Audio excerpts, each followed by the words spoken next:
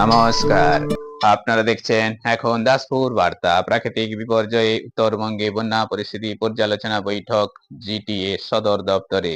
এই বৈঠকটি হয়েছে 15ই অক্টোবর।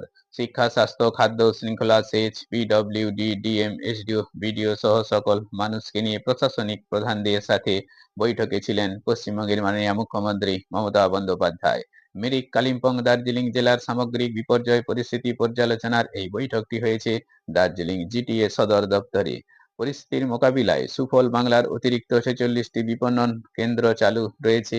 বাজারে 500 কুইন্টাল আলু, 100 কুইন্টাল পেঁয়াজ প্রদান করা হয়েছে। বন্যায় হারানো নথির ডুপ্লিকেট কপি ও বইপত্র দেওয়ারও শিবির চালু। পর্যাপ্ত পরিমাণে জল সরবরাহ ব্যবস্থা হয়েছে।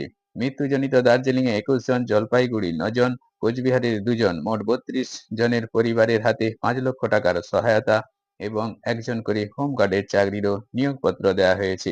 20,000 মানুষকে ইতিপূর্বেই নিরাপদে সরানোয় মৃতের সংখ্যা কম হয়েছে বলে ব্যক্ত করা হয়েছে। এজন্য কৃতজ্ঞতা ব্যক্ত করেছেন মাননীয় মুখ্যমন্ত্রী। সকল কর্মীদের মানুষের ত্রাণ কার্যে সহযোগিতার জন্য তিনি ধন্যবাদ জানিয়েছেন। সাহসী কর্মীদের দিয়েছেন বিশেষ সম্বর্ধনা।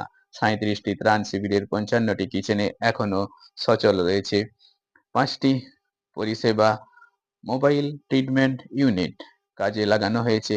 বিদ্যুৎ পরিষেবা, রাস্তা সারানো, বিকল্প যোগাযোগ সেতু ব্যবস্থা গ্রহণে যুদ্ধকালীন তৎপরতায় কাজ চলছে। শীঘ্রই স্বাভাবিক জীবনছন্দে ফিরানোর সব ব্যবস্থাই সম্পূর্ণ হতে চলেছে। পশ্চিমবঙ্গ বিপর্যয় মোকাবিলা দপ্তরের অ্যাকাউন্ট নাম্বার 628001041066 নম্বরে কেউ চাইলে সাহায্য করতে পারেন। রিপোর্টে শ্যাম সুন্দর দলই। Like and follow with subscribe এখন দাসপুর বার্তা। এই দাসপুর বার্তায় যুক্ত হন, আলোর পথে এগিয়ে চলুন।